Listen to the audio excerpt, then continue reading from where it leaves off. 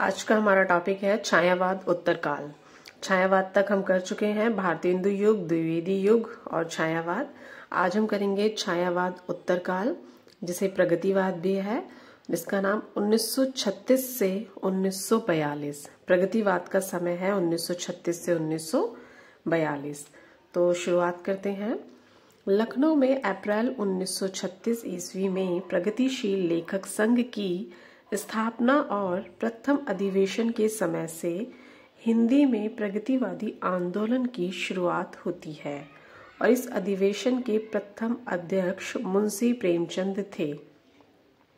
यानी हिंदी में प्रगतिवादी आंदोलन की शुरुआत कब हुई? तो प्रगति लेखक संघ की शुरुआत वो लखनऊ में जब अप्रैल में 1936 में प्रगतिशील लेखक संघ हुआ और इसके जो प्रथम अध्यक्ष थे वो मुंशी प्रेमचंद थे। 1934 ईस्वी में गॉर्की के नेतृत्व में रूस में सोवियत लेखक संघ की स्थापना हुई। रूस में सोवियत लेखक संघ की जो स्थापना हुई वो किसके नेतृत्व में हुई? गॉर्की।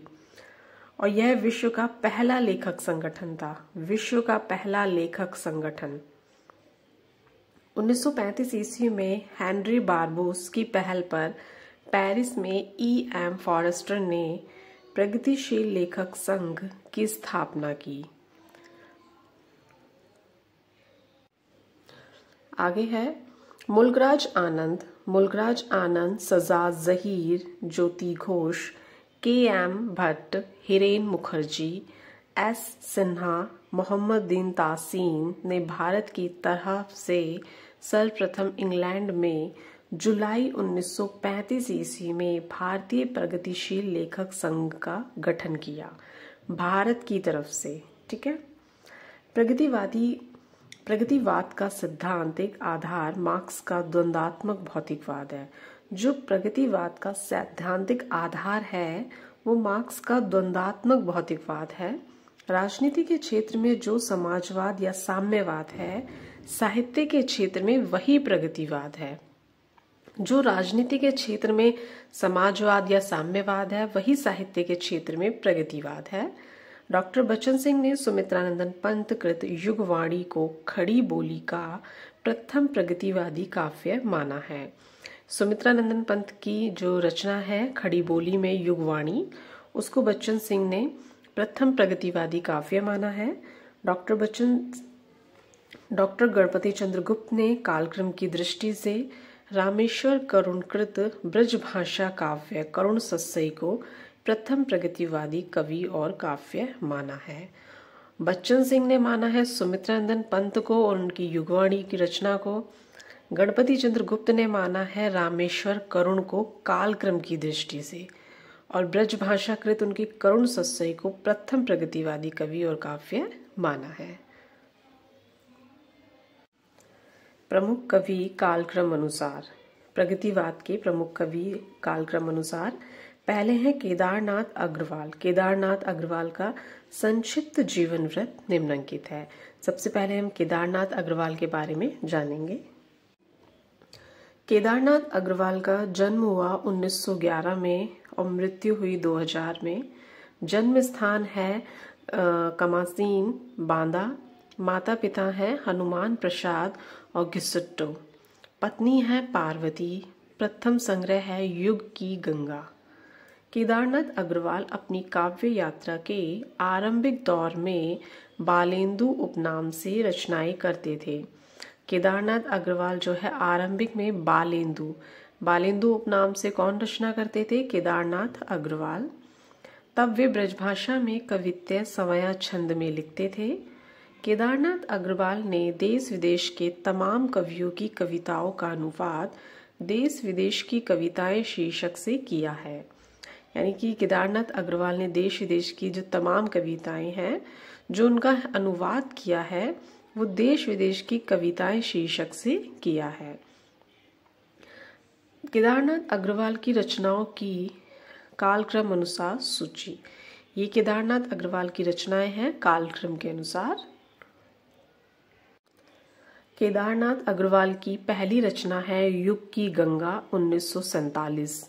युग की गंगा 1947 की है। नींद के बादल ये भी 1947 की है। उसके बाद है लोक और आलोक। फिर है फूल नहीं रंग बोलते हैं, आंख का आईना, गुल मेहंदी, पंख और पतवार, बम्बई का रक्त स्नान, हे मेरी तुम, मार प्यार की थापे। फिर उसके बाद है कहे केदार खरी खरी, अपूर्वा, जमुन जल तुम, बोले बोल अबोल, जो शिलाएं तोड़ते हैं, आत्मगंध, अनहारी हरियाली, खुली आंखें खुले डैने, पुष्पदीप, बसंत में हुई प्रसन्न पृथ्वी। ये 20 रचनाएं हैं कालक्रम के अनुसार केदारनाथ अग्रवाल की। नेक्स्ट है हमारे प्रगतिवादी कवि नागार्जुन। अगले प्रगतिवादी कवि नागार्जुन का संक्षिप्त जीवन वृत्त। तो नागार्जुन का जन्म हुआ 1911 में और मृत्यु हुई इनकी 1998 में। यानी कि इनका जन्म और केदारनाथ अग्रवाल का जन्म 1911 में हुआ। दोनों का जन्म स्थान है तरुणी दरभंगा। मूल नाथ है वैद्यनाथ मिश्र। माता पिता हैं गोकुल मिश्र, उमा देवी। उपनाम है यात्री और नागार्जुन। नागार्जुन का जो नागार्जुन नाम है वो उपनाम है। इनका जो मूल नाम है वो वैद्यनाथ मिश्र है और यात्री भी इनका उपनाम है। नागार्जुन का पहला साहित्यिक उपनाम यात्री था। यानी पहले वो जो लिखते थे वो यात्री उपनाम से लिखते थे। संस्कृत और मैथिली में ये यात्री नाम से कविताएं लिखते थे। यानी कि संस्कृत और मैथिली में जो लिखी हैं नागार्जुन ने वो यात्री नाम से लिखी हैं। नागार्जुन की खड़ी बोली में सर्वप्रथम प्रकाशित रचना राम की प्रति है, जो सन 1935 ईस्वी में लाहौर से निकलने वाली साप्ताहिक पत्रिका विश्व बंधु में छपी थी। यानी नागार्जुन की जो खड़ी बोली में सर्वप्रथम जो प्रकाशित रचना है वो राम की प्रति है। इससे पहले वो संस्कृत और मैथिली में लिखते थे और यात्री उपनाम से लिखते थे। नागार्जुन की रचनाओं की कालक्रम अनुसार सूची। आगे देखते हैं नागार्जुन की रचनाएं। पहली है युगधारा 1953 की। फिर है सतरंगी पंखों वाली, प्यासी पथराई आंखें, भस्मांकुर, तालाब की मछलियां, खिचड़ी विपल्लव देखा हमने, तुमने कहा था, हजार हजार बाहों वाली, पुरानी जूतियों का कोरस। युगधारा, सतरंगे पंखों वाली, प्यासी पथराई आंखें, भस्मांकुर, तालाब की मछलियां, खिचड़ी विपल्लव देखा हमने, तुमने कहा था, हजार हजार बाहों वाली, पुरानी जूतियों का कोरस। नागार्जुन कृत भस्मांकुर एक खंड काव्य है जो बरवे छंद में है। जो भस्मांकुर रचना है 1971 की वो एक खंड काव्य है और बरवे छंद में है। नागार्जुन ने मैथिली भाषा में पत्रहीन नग्न गांच शीर्षक से काव्य लिखा है। इसमें 52 कविताएं संकलित हैं। इस कृति पर उन्हें सन 1968 ईस्वी में साहित्य अकादमी पुरस्कार मिला। 1968 में साहित्य अकादमी पुरस्कार पत्रहीन नग्न गांच के लिए नागार्जुन को मिला, जो मैथिली भाषा में है। नागार्जुन ने अपनी कविता प्रतिहिंसा ही स्थायी भाव है के संदर्भ में लिखा है। यह तो नागार्जुन साहित्य का मैनिफेस्टो है। प्रतिहिंसा ही स्थायी भाव है के संदर्भ में लिखा है कि यह तो नागार्जुन साहित्य का मैनिफेस्टो है। आगे है डॉक्टर बच्चन सिंह ने नागार्जुन की कविताओं को नुक्कड़ कविता की संज्ञा दी है। नागार्जुन की कविताओं को नुक्कड़ कविता की संज्ञा किसने दी है? डॉक्टर बच्चन सिंह ने। नागार्जुन को राजनीतिक कवि के रूप में भी जाना जाता है। इनकी निम्नलिखित कविताएं प्रसिद्ध हैं। राजनीति के कवि के रूप में इनकी कविताएं हैं बादल को घिरते देखा है, पाषाणी, सिंदूर तिलकित भाल, तुम्हारी दंतुरित मुस्कान, 5 पूत भारत माता के, कालिदास, हरिजन गाथा, आकाल और उसके बाद। ये 8 इनकी कविताएं हैं जो राजनीति के संदर्भ में देखी जाती हैं। नागार्जुन को प्रगतिवाद का शलाका पुरुष कहा जाता है। प्रगतिवाद के शलाका पुरुष है नागार्जुन। अगले प्रगतिवादी कवि हैं शिवमंगल सिंह सुमन। शिवमंगल सिंह सुमन का जन्म हुआ 1915 में, मृत्यु 2002 में। जन्म स्थान है झगरपुर, उन्नाव।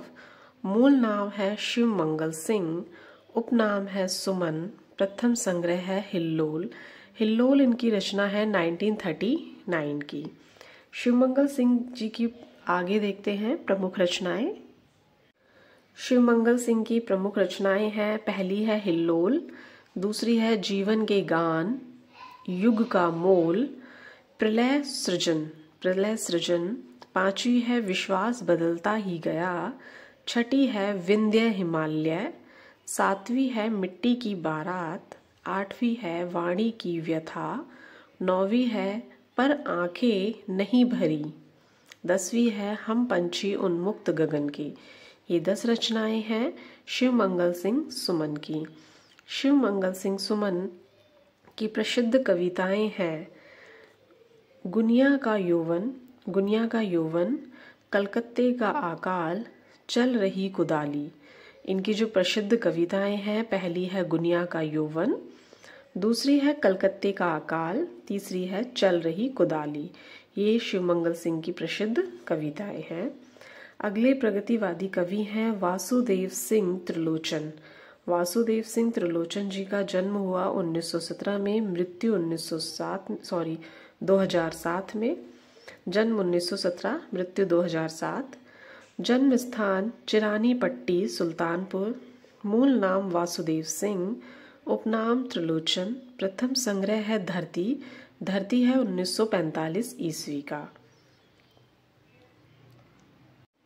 अगले प्रगतिवादी कवि हैं गजानन माधव मुक्तिबोध। गजानन माधव मुक्तिबोध ने त्रिलोचन को अवध का किसान कहा है। अवध का किसान किसे कहा है? त्रिलोचन को। किसने कहा है? गजानन माधव मुक्तिबोध ने। त्रिलोचन की रचनाओं के कालक्रम अनुसार सूची तो धरती, गुलाब और बुलबुल, दिगंत, ताप के ताई हुए दिन, शब्द, उस जनपद का कवि हूँ, अर्घान, तुम्हें सौंपता हूँ, फूल नाम है एक, अनकहनी भी कुछ कहनी है। ये 10 रचनाएं हैं त्रिलोचन की, वासुदेव सिंह त्रिलोचन। अमोला त्रिलोचन जी की अवधि काव्य कृति है। 1960 में प्रकाशित इस कृति में 2700 बरवे संग्रहित हैं। अमोला जो है वो त्रिलोचन जी की अवधि काव्य कृति है। हिंदी में सोनेट लिखने के लिए त्रिलोचन शास्त्री प्रसिद्ध है। त्रिलोचन शास्त्री जो है वो हिंदी में सोनेट लिखने के लिए प्रसिद्ध हैं। नेक्स्ट है हमारे रांगे राघव। रांगे राघव जो है उनका जन्म हुआ 1923 में, उनकी मृत्यु हुई 1963 ईस्वी में। इनका मूल नाम त्र्यंबक वीर राघवाचार्य है। रांगे राघव ने 3 आख्यानात्मक काव्य लिखे हैं जो निम्न हैं। अजय खंडर इनका पहला है 1944 का, दूसरा है मेधावी 1947 का, पांचाली 1955 का। यानी रांगे राघव के 3 आख्यानात्मक काव्य हैं। अजय खंडर में 3 शीर्षकों झंकार, ललकार, हुंकार से स्टालिनग्राद युद्ध के कतिपय स्थलों का वर्णन किया गया है। रांगे राघव की 2 अन्य मुक्त काव्य हैं जो निम्न हैं। पिघलते पत्थर और राह के दीपक। पहला है पिघलते पत्थर, दूसरा है राह के दीपक। यहाँ पे हमारे प्रगतिवादी जो कवि हैं उनकी रचनाएं और उनकी जानकारी समाप्त होती है। अब हम करेंगे प्रगतिवादी कवियों की महत्वपूर्ण काव्य पंक्तियां। प्रगतिवादी कवियों की महत्वपूर्ण काव्य पंक्तियां। पहले हैं केदारनाथ अग्रवाल। पहली है धूप चमकती है चांदी की साड़ी पहने, मैके में आई बेटी की तरह मगन है। दूसरी है एक बीते के बराबर यह हरा ठिगना चना, बांधे मुरैठा शीश पर छोटे गुलाबी फूल का। तीसरी है मैंने उसको जब जब देखा, लोहे जैसा तपते देखा, गलते देखा, ढलते देखा, मैंने उसको गोली जैसे चलते देखा। चौथी है, आज का लेखन आंख के अंगूठे की क्रांतिकारी कतार का बंदूक मार लेखन है। कविता यूं ही बन जाती है बिना बनाए, क्योंकि हृदय में तड़प रही है याद तुम्हारी। नेक्स्ट है, मांझी ना बजाओ बंसी मेरा प्रेम टूटता, मेरा प्रेम टूटता है जैसे तन टूटता। बाप बेटा बेचता है भूख से बेहाल होकर, धर्म धीरज प्राण देखो, धर्म धीरज प्राण खोकर। कांग्रेस की राज में आओ नहीं बसंत, अपत कंटीली डाल के गावत है गुणवंत। ये है केदारनाथ अग्रवाल की पंक्तियां। अगले हैं नागार्जुन।